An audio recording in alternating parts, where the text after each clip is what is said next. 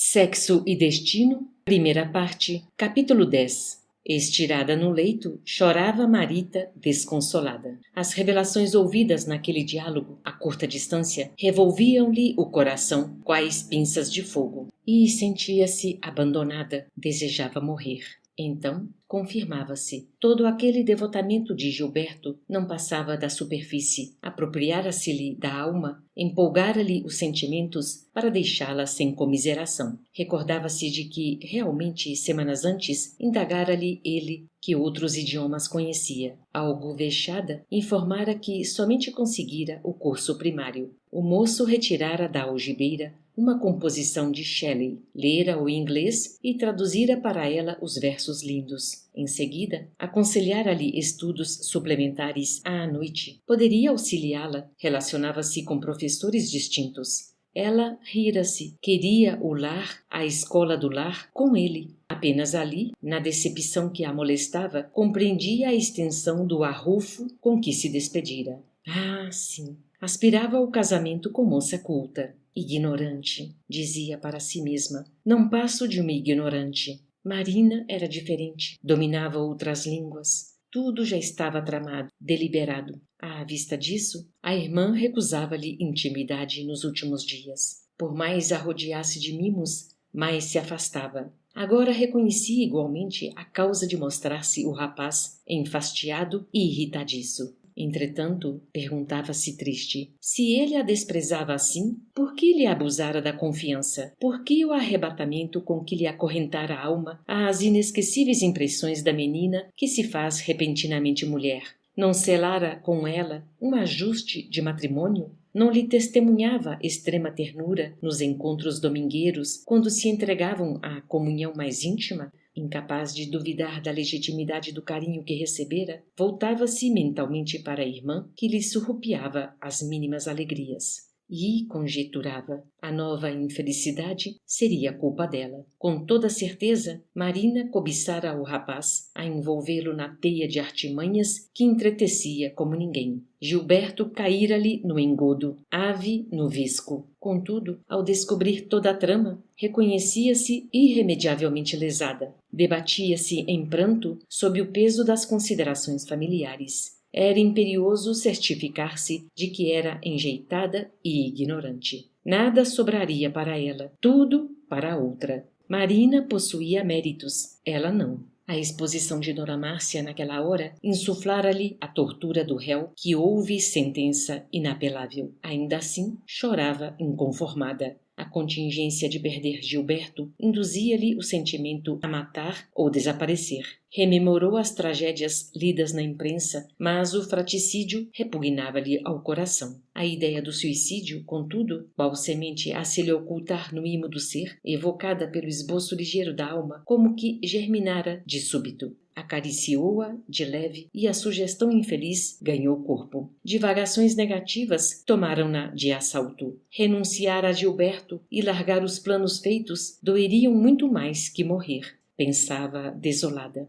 Mas seria justo acovardar-se assim tanto? Repeliu o estranho apelo e, conquanto as lágrimas, prometeu coragem a si própria. Lutaria pela felicidade. Explicar-se-ia com o rapaz. Baniriam juntos a ameaça pendente. Entretanto, se Gilberto não lhe aceitasse os argumentos, que fazer do destino? Se, com o golpe sofrido à frente, percebia também o fantasma da esquisita inclinação do pai adotiva pela retaguarda. Por que a peça que a vida lhe pregava? Devia esquivar-se ao afeto do jovem que amava numa consagração natural para ganhar a paixão do homem maduro que se habituara a respeitar como pai e que lhe acenava com uma espécie de união para ela inaceitável? Estarrecia-se ao ouvi-lo naquela hora. Identificava-lhe o tom de alegria triunfante ao dar-se conta da felicidade com que se desembaraçaria de Gilberto no campo em que se prometia apresá-la.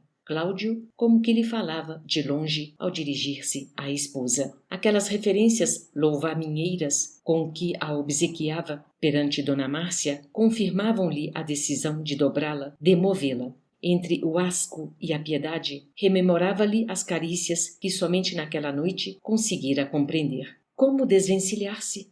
Flor, sacudida no vento da provação, perguntava por quê? Por quê? Sopesando as ocorrências, pela primeira vez sentia medo daquele ninho familiar a que se reconhecia encadeada por filha do coração. De repente, elevou o pensamento à memória materna. Nunca imaginara que um coração feminino pudesse encontrar dilemas tão aflitivos quanto aqueles a que se via largada de instante para outro. Que não teria sofrido sua própria mãe, que a deixara no instante do alvorecer. Nunca soubera, ao certo, as circunstâncias que lhe haviam rodeado o nascimento. Concluía agora, porém, que talvez a genitora tivesse conhecido o cálice que ela agora amargava. Que noites de agonia moral atravessara sozinha ao acariciá-la no ventre. Que injúrias padecera, que privações experimentara. Ela, que tudo desconhecia acerca do pai, refletia no martírio da genitora, jovem e abandonada, quando provavelmente lhe aguardava em vão o carinho e a proteção noite a noite. Dona Márcia, ao biografar-lhe a mãezinha, dissera moça brincalhona. Teria sido mesmo? Possivelmente, gargalharia para não soluçar, ansiando abafar em ruídos de festa os gritos da própria alma. Quem sabe ter-se-ia dedicado a algum homem proibido, empenhado o coração a algum moço que lhe fora roubado à ternura de menina e mulher. Nas lágrimas que lhe corriam, suspirava por fazer-se criança. Por que não viver a mãezinha, a fim de lutarem juntas? Consagrar-se-iam uma à outra, permutariam as próprias mágoas. Muita vez, na loja a que servia, escutava apontamentos sobre comunicações de mortos, inteirava-se de experiências sobre a continuação da vida no além. Seria aquilo verdade? Indagava-se. Se Aracélia, libertada, estivesse em alguma parte, indiscutivelmente lhe acompanharia o calvário, compartilhar-lhe-ia o infortúnio. Mecanicamente, implorava ao espírito materno a abençoasse, fortificasse, protegesse. Conquanto, sem qualquer ideia religiosa definida, formulava prece muda que valia por funda invocação. Intentávamos consolá-la, buscando asserenar-lhe a mente, quando duas senhoras desencarnadas penetraram no quarto de improviso. Saudaram-nos afetuosamente, revelando a condição de entidades familiares vinculadas àquele refúgio doméstico. Das recém-chegadas, a que nos pareceu menos experiente, adiantou-se para a menina em oração. Controlava-se dificilmente. Tremia ao enxugar o pranto silencioso. Inclinou-se para o leito, como qualquer mãe desventurada e aflita da terra quando teme acordar um ser querido.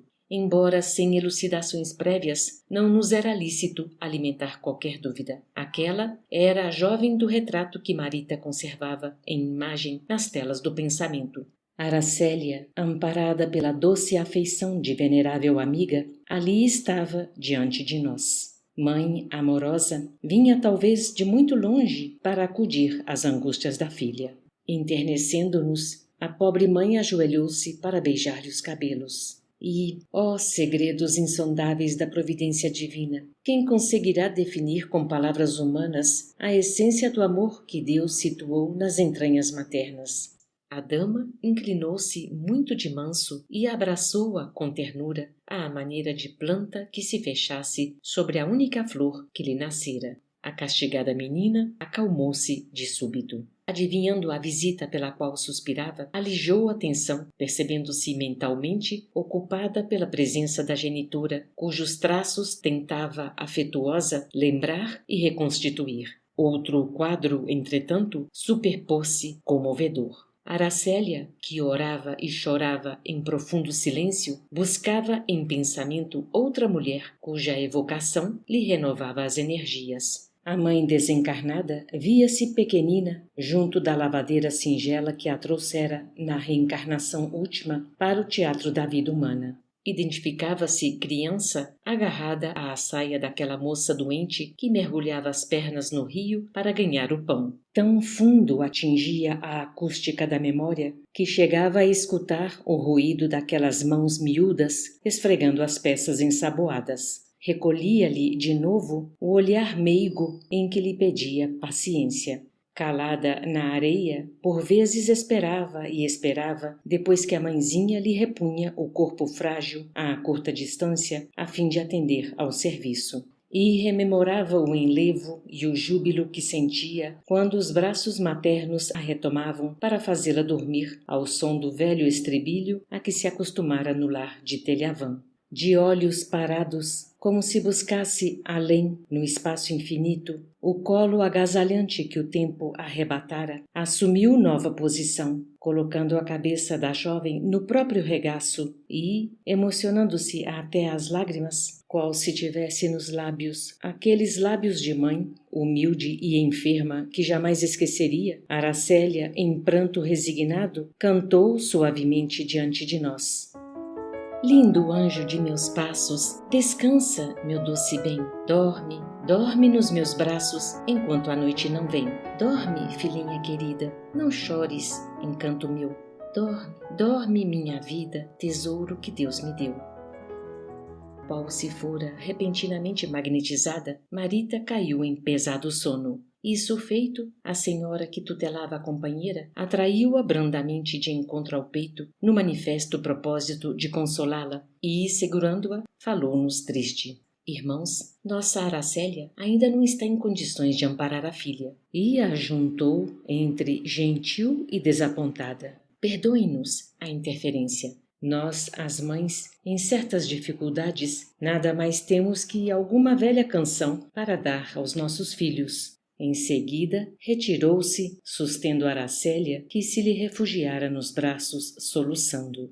Ainda não nos refizéramos da emoção, quando vimos Marita, em espírito, afastar-se do corpo denso, guardando a inquietação da criança que anseia inutilmente pelo calor materno. Qual ocorre, porém, à maioria das criaturas encarnadas no plano físico, mostrava lucidez oscilante, insegura. Cambaleou no quarto e, percebendo eu que Neves se dispunha a animá-la, sustive-lhe o impulso, fazendo-lhe sentir que a nossa intervenção direta poderia frustrar-lhe os desejos e que, a fim de prestar-lhe auxílio eficiente, era mister deixá-la à vontade, sob vigilância discreta, de modo a examinar-lhe as necessidades mais íntimas. Sucedeu, quase que de imediato, o que não prevíamos. Esfumaram-se os arroubos da filha saudosa, esmaeceram-se atitudes infantis. A menina de Aracélia desaparecera e ressurgiu nela a personalidade feminina, estuante e clara.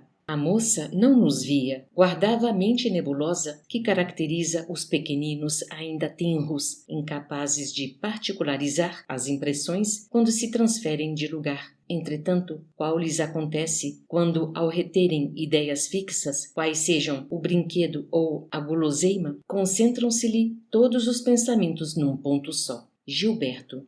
Queria ver Gilberto, ouvir Gilberto. Semelhantes impulsos, a se lhe conglomerarem na cabeça, repetidamente emitidos, galvanizavam-lhe a vontade, revestindo-lhe o pensamento de uma certa clareza que a favorecia, porém, tão só na direção dos seus anseios de mulher. Essa penetração parcial como que lhe conferia agora seguro apoio íntimo e Marita, figurando-se-nos senhora de si, conquanto absolutamente presa ao desejo ardente em que se obstinava, largou o aposento e, descendo os largos trechos da escadaria que contornava o elevador, deixou para trás o enorme edifício, qual sonâmbula magnetizada pelos próprios reflexos. Seguimo-la atentos, não obstante, confiando-a à própria discrição. Cabia-nos estudar-lhe os ímpetos extrovertidos, consultar-lhe as inclinações. Não tivemos, todavia, qualquer dificuldade para adivinhar-lhe o rumo.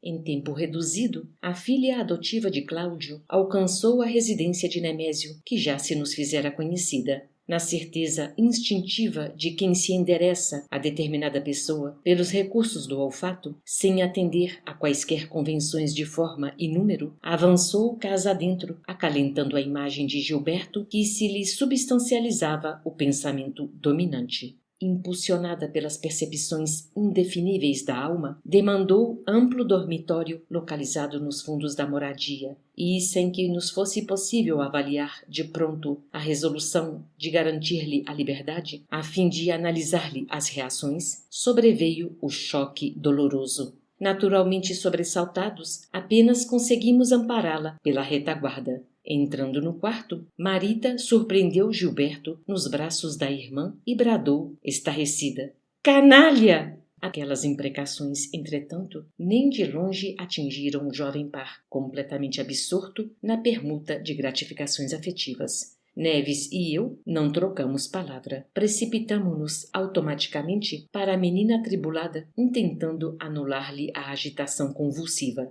Mais alguns minutos e despertou no corpo denso, obrigando-nos a pensar numa pequena fera aguilhoada retornando à gaiola. Descerrando as pálpebras vagarosamente, denotava no olhar a feição dos loucos quando relaxam os músculos em seguida a perigoso acesso de fúria. Tateou, espantada, a fronte suarenta. Fez luz com fome de realidade física. Atarantada, sentou-se para fixar as paredes com mais segurança e certificar-se de que se achava no leito e no lar. Pouco a pouco, readquiriu a confiança e acalmou-se, refazendo energias. No entanto, acusava uma espécie de tranquilidade constrangida e amarga.